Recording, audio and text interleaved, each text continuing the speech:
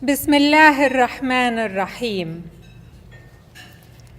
O human being that has attained to inner peace, return to your sustainer, well-pleased and pleasing. Come together with my other true servants and enter into my everlasting heaven. I pondered over these Quranic verses for the 60 days I lived in my father's bedroom preceding his death. I wondered why the entry into the realm of the afterlife had to burst out of such a narrow exit. I wrestled with pain. No one should have been more ready than me. Throughout my life, my father spoke of death as the ultimate destination of the faithful, healing of the sick, and home for the weary traveler. He would say the day everyone mourns a believer is ironically the happiest day in his life, for that is when he shall meet his beloved, God. Tonight, I will share with you a few of my father's personal health battles. At the age of 68, he was diagnosed with cancer and given 6 months to live.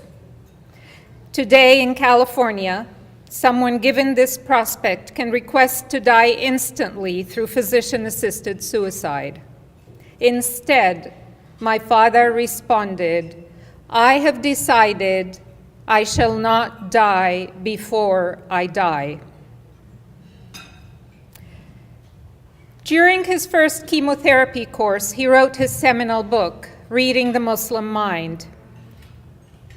A mere 15 years followed, and were probably the most productive in my father's life. In addition to writing, he spoke at schools, universities, synagogues, churches, city halls, and the White House. Following a stroke, he wrote his landmark book, Thus Shall I Stand Before God. And when he could no longer write, he called my daughter and dictated. Compared to most Muslims caring for their sick or elderly, I was somewhat lucky at the time. My father had written a clear advance directive that I was to be his health agent should he not be able to speak for himself, and that he did not wish for any means of prolonging his life, given his age of 83 and his end-stage heart failure. Months later, as a physician-scientist, he literally oversaw the process of his dying, like an observer from afar, making sure that his multi-organ failure was proceeding as expected. Sometimes he'd get frustrated at the slow pace. And yes, he consciously refused kidney dialysis. In his particular case, he saw it as a means of prolonging death, as it would never restore his fragile heart. He declined a heart transplant under the premise that a younger person is more deserving. Nearing his end, he frequently announced, "If I go into a coma, I do not wish to be disturbed." His coma was a profound spiritual experience for me. Only when you reach the mountaintop do you begin to climb. It was much like the title of his last book, Audible Silence. I dare not claim that defeat was easy to endure. When my father made me his health agent, I instantly shouldered an enormous responsibility. I had to fight for his right to die naturally, not just against a medical system that lavishly consumes resources to prolong the dying process, but also against family and friends who loved him and wanted him to stay. Hospice care at home was a graceful yet painful realization of the inevitable. My father was simply at peace. Seeing that his hospice nurses were Christian, he called for an English translation of the Quran and had them read him the chapter on Mary. When I agreed to pain relief, I knew the medication might hasten his death. By then, his body was emaciated and frail. His painful ulcers of skin over bone haunt me to this day. I knew that if I refused pain relief then, I would be prolonging a painful death. Even as I remembered him speaking about the virtue of patience. Shortly before he was in coma, my daughter sat by his bedside and chanted a favorite Arabic song called "Give Me the Flute." Then suddenly, and for the first time, she cried. He looked at me as if to console and said, "God is the sole owner, giver, and taker of life. The intent with pain relief is not to kill, but to heal."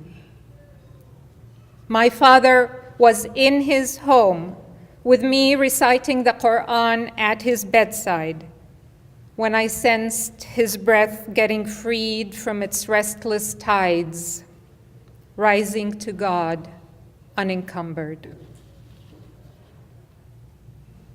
No matter how much we prepare, death is never easy. This audience need not be reminded of how vital a spiritual anchor is in penetrating the seemingly insurmountable walls of loneliness.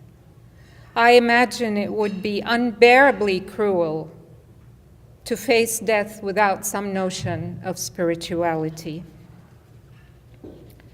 While I realize that this is only one of many approaches to the end of life, I emerged from this experience wishing others whose loved ones were terminally ill had such a clear wish list of what was not to be done in their final days.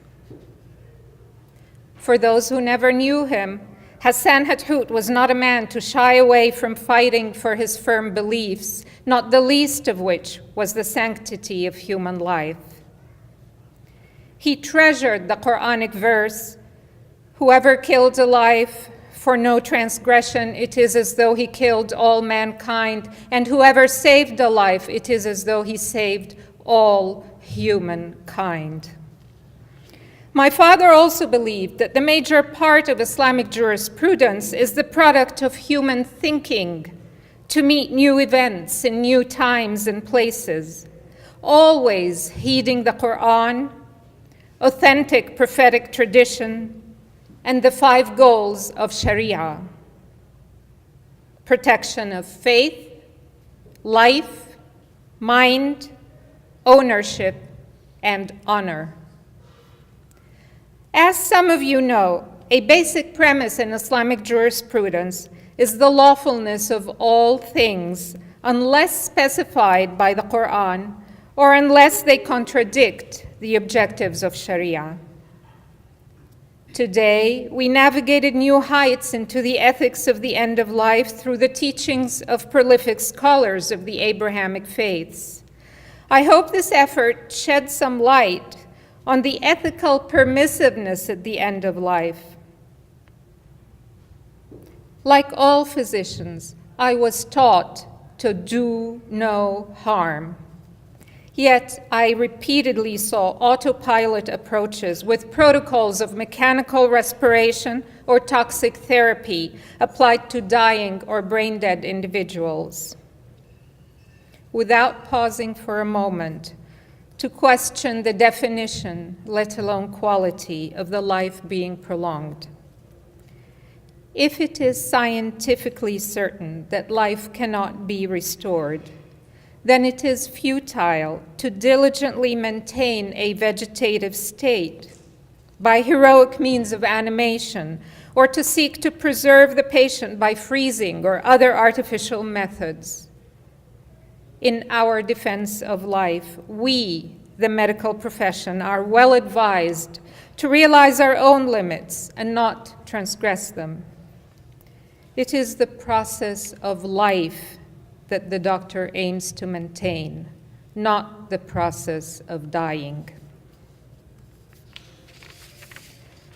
Lest you should think otherwise, I do not equate the right to die with euthanasia or physician-assisted suicide. I believe in mercy dying, not mercy killing. The right to die in peace without undue intervention stands in contradistinction to the idea of selecting a time and exit method for terminal illness based on the expectation of a painful and futile life. This whole concept of a life not worth living does not exist in Islam. In addition to the dual religious motive of the sanctity of human life and the virtue of patience, the claim of killing for pain has been refuted by significant advances in palliative care, which allow for proportionate pain relief.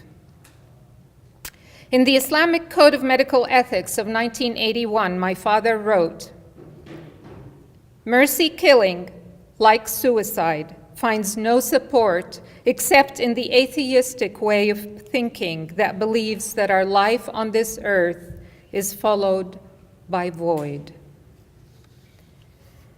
For many in the medical profession, actively assisting patients to die would seem in direct conflict to the raison d'être of the art and science of medicine, to protect and preserve life. And as current affairs remind us, all too frequently, a medical degree is not needed to end someone's life. Many physicians respect the sanctity of human life out of their own belief system. Others are well aware that it was the value of life that supported their mega-billion research efforts, with goals of curing cancer, diabetes, and heart disease, the elaborate field of maternal-fetal medicine catering for life in utero, and the perpetually evolving world of transplantation, which has restored to many a painless, dignified life. There is no disagreement that the economic cost of maintaining the incurably ill is a growing concern.